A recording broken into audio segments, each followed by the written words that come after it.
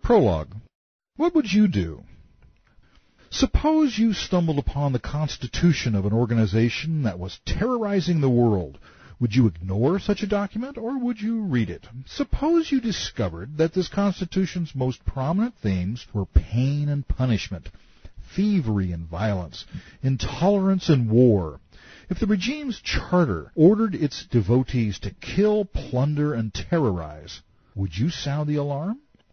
What if this Constitution was supported by a manifesto that contained the only authorized biography of the regime's founder, and the first devotees of this doctrine, its co-founders, said that their leader was a sexual predator, a pirate, and a terrorist? If you found such evidence, what would you do with it? What if this leader motivated his mercenaries to murder and mayhem by allowing them to keep what they had stolen in the name of the cause, their victims' homes, businesses, money, and even their women and children? All right, no more hypotheticals.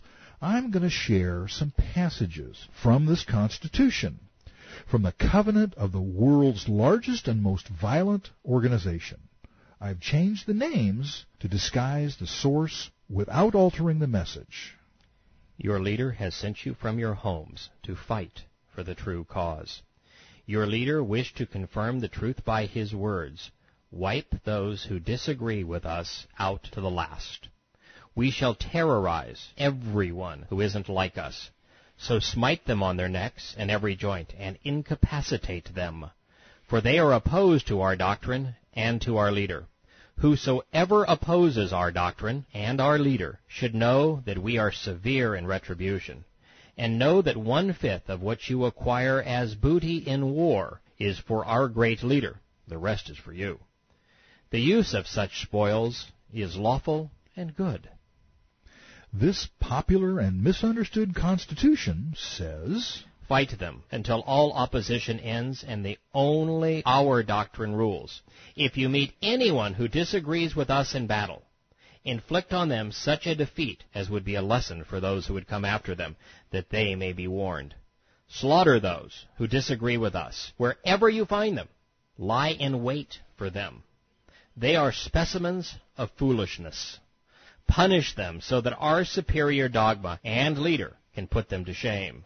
If you apprehend treachery from a people with whom we have a treaty, retaliate by breaking it off. Those who do not think like us should know that they cannot bypass our doctrine. Surely they cannot get away. Fight them until they pay a heavy tax in submission to us. How perverse are they! Our leader and his doctrine will damn them. For anyone who offends our leader or opposes our doctrine will receive a painful punishment. We will burn them alive.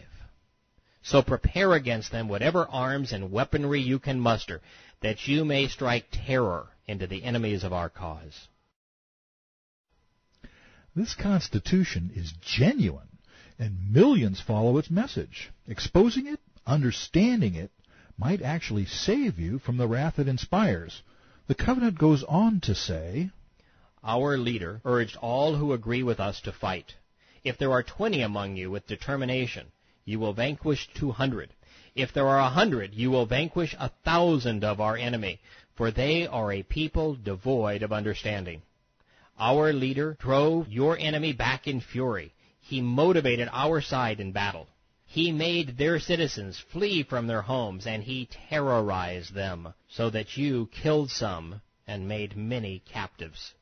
Our great leader made you inherit their lands, their homes, and wealth, and gave you a country you had not traversed before. This sounds like a terrorist manifesto, a covenant for war and genocide. Does anything this immoral, this out of touch with human decency, actually exist? If it did, and if it were this blatant, you'd expect to see its followers amassing their weaponry.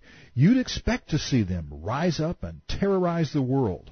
Not only would they feel it was their duty to kill, you'd expect their fallen assassins to be immortalized, hailed as martyrs, and paraded down crowded streets, banners waving, tears flowing, guns blazing, with angry diatribes spewing from hate-filled faces. You'd expect them to wage war under the guise of doctrinal supremacy, wouldn't you? And if there were such people, our journalists and politicians would have ferreted them out, exposed them, and protected us, right? Wrong. With the exception of changing the names of the perpetrators and their victims, what we read is from the actual Constitution of an enormous, rapidly growing, extremely well-funded, and horrendously violent worldwide cult. And as bad as that sounds, it gets worse in context. The manifesto proudly proclaims that unarmed civilians were annihilated by armed gangs. Men were decapitated on the orders of the dogma's founder. Thousands of children were sold into slavery. Women were raped, the leader himself participating. Townships were plundered, businesses were looted, and productive assets were destroyed. The villains slept in their victims' beds, abusing their wives and daughters, and each bloody affair was meticulously recorded by the founders' companions and later chronicled by the regime's most esteemed clerics. It's time to turn the page. Let's look at what the founders' companions had to say about their leader and his manifesto. Once again, I will change the names, but nothing else. Kill them. For he who kills them will get a great reward. Our leader said, our doctrine assigns for a person who participates in battles in our cause to be rewarded with booty if he survives, or he will be admitted into the hall of heroes if he is killed in battle as a martyr. Had I not found it difficult for my followers to do without me, I would have remained in army units, fighting great battles, and I would have loved to have been martyred for the cause.